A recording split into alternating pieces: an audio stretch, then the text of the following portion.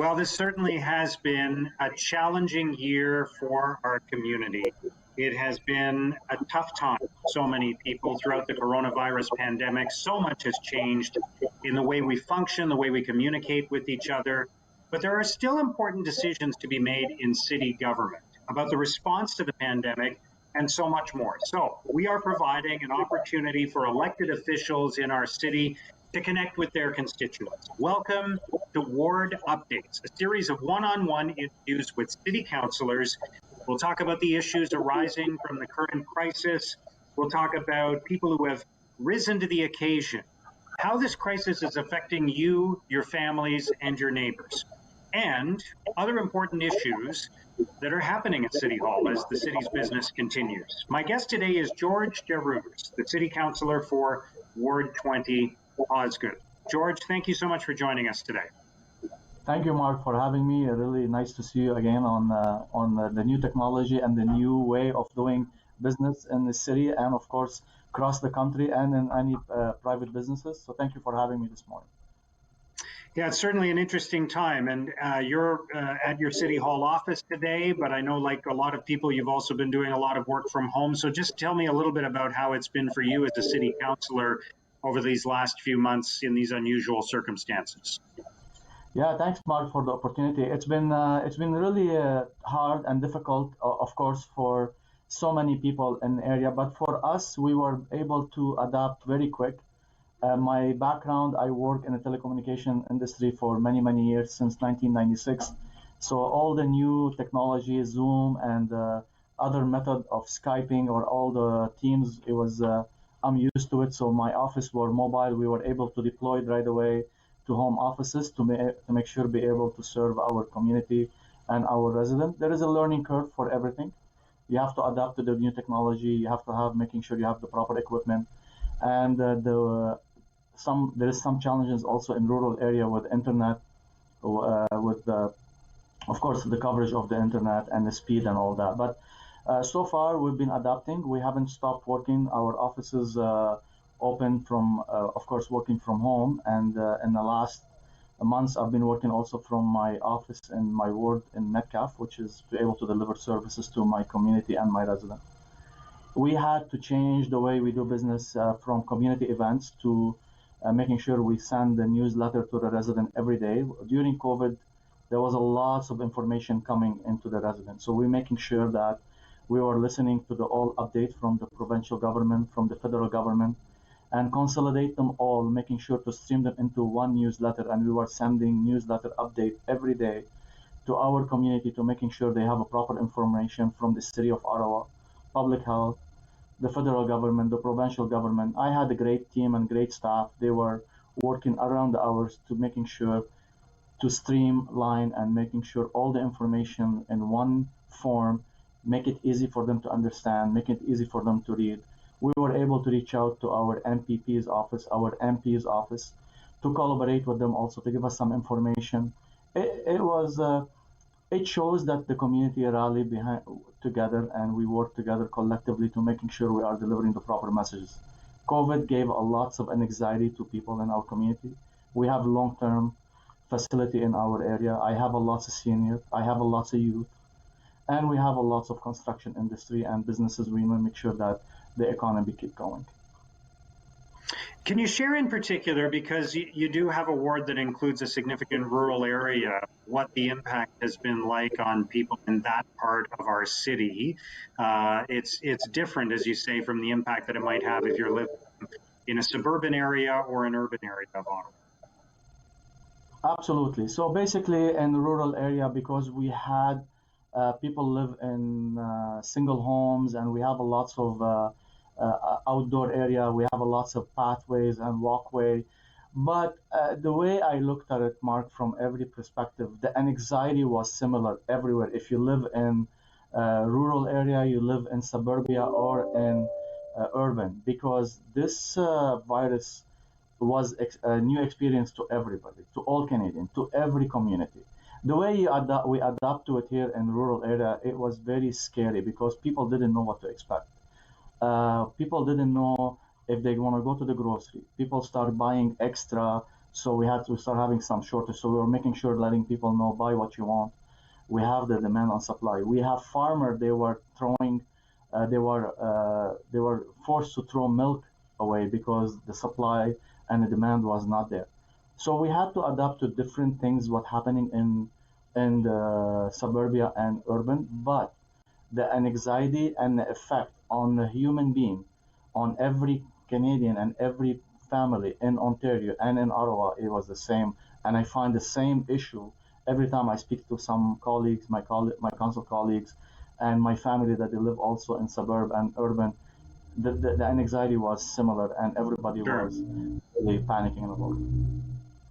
You mentioned rural internet access outside Yeah, urban areas. I think that's an important point here because a lot of people have talked about, oh, in the future everyone will work from home, and we've all learned how to adapt and adjust, but it's not possible for everyone. If you don't have consistently reliable internet, if you don't have the download speed, if you don't have the volume, the bandwidth over the course of the month that you need, you can't do Zoom calls all day from a rural community. So is that something that needs to be addressed going forward? that will be absolutely one of major issue that we will be discussing with our partner in the government, which is the federal and the provincial. And I know that the Mayor Watson is very very strong to advocating on rural internet because I'll give you a few examples. If you're in Greeley and you're Manatic or in Osgoode, you sometimes you're okay because you have a choice between Roger or you have Bell. So you can really choose your provider, and the bandwidth may be a little bit different than Osgoode and Greeley, or Greeley they have five. But if you go to real rural, which is you got Metcalf, Vernon, Kenmore area, Edwards, they only have one choice. They have ExploreNet, and ExploreNet doing their best. But before COVID, they didn't have that many subscriber, and the people was not using that bandwidth all the time. So now you're finding all these people trying to work from home, and on top of that, I have situation where kids need to learn at home. So now you have some people want to homeschool their kids. The internet is not there for them. They're limited. I shouldn't say they don't have. They have internet, but it's very limited, very choppy. They cannot do Zoom calls. So if they have to speak, they have to shut their video feed so they be able to carry conversation. So those are challenges that we are facing. We are addressing those issues day in and day out. I'm very happy to share with you that before COVID, Bell and Roger, both of them were actively working with CRTC, and they were putting more funding through the government. And I gave them letter of support to expand the network in our community to go to five. And I'm hoping to see more of this initiative through ExploreNet and any other provider to be able to provide proper rural services to our community because you gotta. I'm sure all rural area is in the same boat. Like you go to West Carleton, to Cumberland. I have resident in Cumberland. I have resident in the East End rural. They also have bad internet connection. So the government, I think they're gonna look right now really hard and seriously on providing that channel and this internet services to rural residents. And it is a real conversation we need to have. What else do you think needs to change going forward? What else have we learned during this pandemic, and what do you think will be some of the lasting implications of it in the future as we kind of enter a new normal when we emerge from the coronavirus pandemic? You brought a great point. The new normal. We talk about that every day. I am very pleased to see that we are adapting to our surrounding and our environment.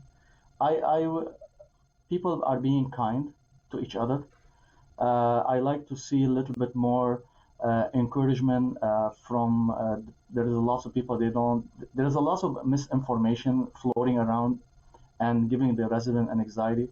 I'm hoping that all these uh, we have the proper information so the resident will not panic. I hope we stay to be good and uh, caring about each other, wearing a mask, protecting the senior.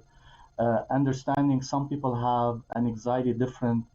Each person face the anxiety differently. So we need to be caring to each other, and we need to give each other a distance. We need to be patient when we go do grocery. We need to be patient when we go to the restaurant, because it is like you said, it's a new norm. We need to adapt to what we have and what we are learning from our public health.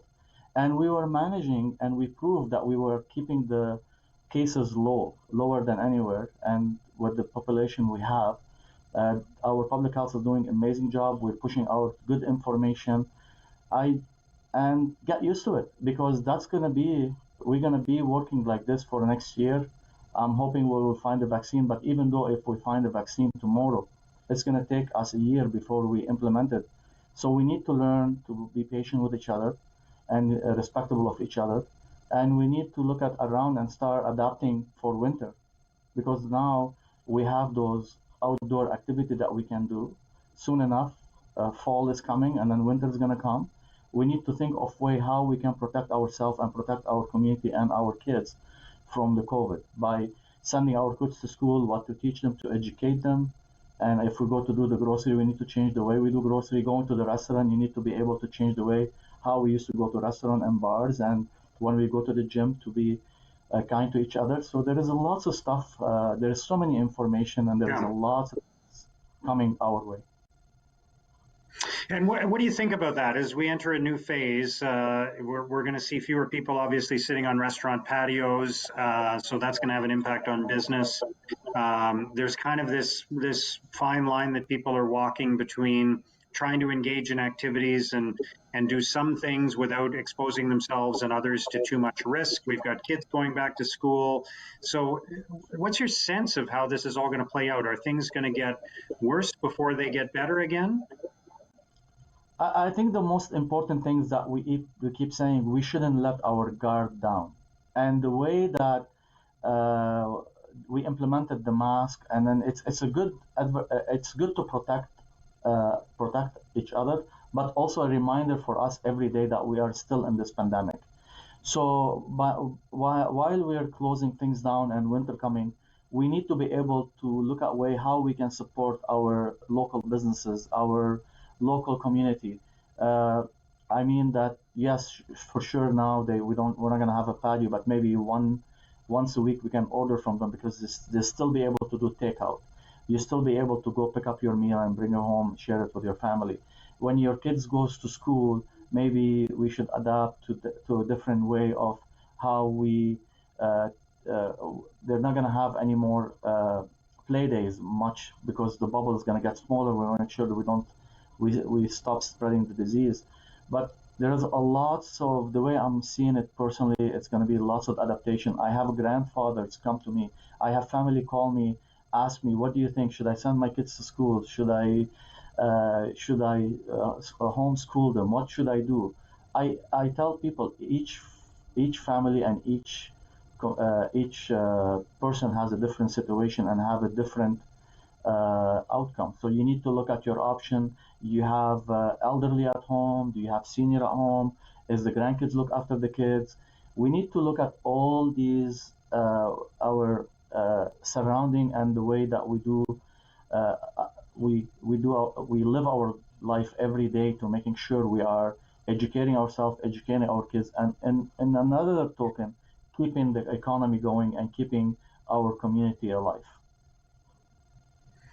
The city is being left with a big budget shortfall because of this. You're facing a budget crunch going forward. So, what are your thoughts on how that needs to be addressed and resolved? Because obviously, with transit fares going down, other expenses going up, other revenues lower than expected, you've got this big shortfall. Yeah, it's not secret that we do have a shortfall. We have around $192 million. I know the government, we have been we've been getting some help on the transit way, but on the transit file and some other funding coming around 124 to 125 million. We're still gonna have a shortfall regardless. We don't know how it's gonna look like for our revenues for the fall and for the winter. Like you said, if we have another second wave, And as I'm sure you've heard yesterday, the city announced that we were encouraging our staff to work till the end of the year from home. So less people is going to use transit, less revenue, less buses. We don't like the city. We had a good report yesterday from our city manager. I'm happy to see he's working with the collective agreement with the union to see where how we can redeploy employ staff and of course to be able to deliver services to our community. You know, there is some department in the city you can't cut services. We have core services, we need them every day. You have public work. We're coming into a snow season. We're gonna need snow removal. We There is some services in the city you can't stop it. If we have COVID or we don't, we gotta face it. You still need lights to you need still some parks for kids to be able to go out and have some activity. You need to be able to drive on the road. You need lights. You need to pick up the garbage. All these services really are essential services, and even though we have COVID, those services never stop. And yes, we were able to rotate. Basically, it was a new way of us to learn, and I'm sure the city manager have some few plan. I know that things coming to FedCo in the next meeting to look at our financial and see where we are at. But as you know, this is baby step. When we're moving forward, we don't have a crystal ball to know what's going to happen, but we are ready at the city to be able to work with our treasurer and our financial and our government partner to step by step to see how we're going to face all these challenges on every department, because you know the transit impacted different than the public work and environment services. So we have a lot on our hands, and we do have a lots of tough decisions to make in the future, and we know that, and we're ready for it. Yeah. So let's talk about transit in particular. Obviously, there have been enormous issues with light rail in the first months of operation. There has been less pressure on the system because fewer people are using it recently, but some of those issues persist. Are you worried about light rail going forward as we move to phase two? My look at that way, Mark, from my experience on what's been happening, and I know I've been in touch with our general manager for transit to ask some question, of course, offline, and I've been listening and hearing and reading the memos. Yeah, I'm very happy. I know the chair of transit were very. He gave a couple good positive messages last week. I am encouraged with positive, and you know I'm an always positive person. I want to accept that there's a lots of improvement happening, and it's going to be good. But the real test happen. We're not going to be able to find out until the real test happen, and the real test happen when we're going to have a snow and we're going to have back to normal life. Because other than that, the system you can try test it all the time. You can test it any on the capacity it's running right now. It's fine. We need to test the system when we have the capacity, when we have the people, when we have the snow, and that's where I will be comfortable more to be able to say yes, we achieve what we want. Right now, I'm skeptical about it a little bit, but I'm going to give the benefit of the doubt. So before we leave the coronavirus crisis completely and talk about some other issues at City Hall, maybe you could share some examples of people in your community who have been rising to the occasion, maybe some inspirational stories you've witnessed as the city councillor of how this has brought the community together, how people have been supporting each other. This is a very good topic, and I wish we have a couple hours to talk about it, but I'm going to just give you a few highlights. I know that in every community we have heroes, and every community we have lots of people raised to the occasion. I don't want to mention people and forget people, but I gotta tell you, in general, I have an amazing community. I am very lucky. I'm very fortunate that our community gathered together. I'm going to speak on one little aspect that we had a lot of concern around Corona. We have a long-term facility in my area, which is Osgoode Care Center. I'm sure lots of people know and heard about it. We had a lot of concern, as you know, the outbreak was happening mostly at long term. We work very closely, and I also board member at this facility. We were working very closely with public health, and I have so much support at the beginning from the community and the business community, that people were providing us with PPE, because at the beginning we had shortage of PPE. Then we were thinking how we need to be able to isolate in case we have a nurse or somebody come in touch with that virus. So we were able to get in touch with RV Canada. Mike Garrick from RV Canada provided us with 5 units. We put them on site to making sure if anything happened, people can isolate. So all these heroes and all these people that they raise up to help and making sure that our care center was well looked after, because we've heard horrible stories across the country, from Quebec to Toronto to everywhere else, and I'm sure we've all heard them. We were so concerned, and I tell you, the community gathered behind the care center. They were dropping off PPEs, they were dropping off food, they were respecting the social distancing. We were trying to support our nurses, our volunteers, and of course our residents, that they were really, really scared and they were really panicking. This is to me one of many, many other situation and other example happen in my ward. And thanks God, I'm going to knock on the wood. We're already right now planning for the second wave, of course, with a similar way we've done right now. We have enough PPEs and things. But also, I want to share quick things how our community gathered and supported the small businesses. The minute and the first opportunity we were able to be able to have takeout and delivery, our community, they concentrate on the local, buy local, sell local, and our community went out of their ways, all our residents, to be able to buy anything somebody provide or make locally, from bread, from eggs, from anything that the community was able to share with each other. And that's the kindness that happened in our community, and that's lots of people delivered their time delivering food for people that they couldn't be able. The Lions Club stepped up to the plate, Osgoode World Business Association. They were delivering meals, they were delivering people, they were going to the grocery store, buying people their grocery, dropping them off outside, especially the food bank in our community. They had a tremendous support. Everybody was gathering behind them to making sure to do delivery for them, especially for the people that they cannot come out of their home. They have underlying situation with health or anything like that. So it was amazing. It gave me the shiver when I talk about it, because I'm really proud. I'm very happy. So how we were faced with the coronavirus, and I'm sure, Mark, you've heard it from everybody. Yeah, it's remarkable how once again our community has risen to the occasion, and so many great stories of that. So let's turn away from the crisis to a couple of other things, because business is continuing at City Hall. Obviously, you still have big decisions to make about the future, even if there's a pandemic happening. One of them is about ward boundaries. So let's talk about that for a moment, because it's always a particular concern to people in rural wards that they continue to get the representation they need. So can you share your perspective on how that needs to play out?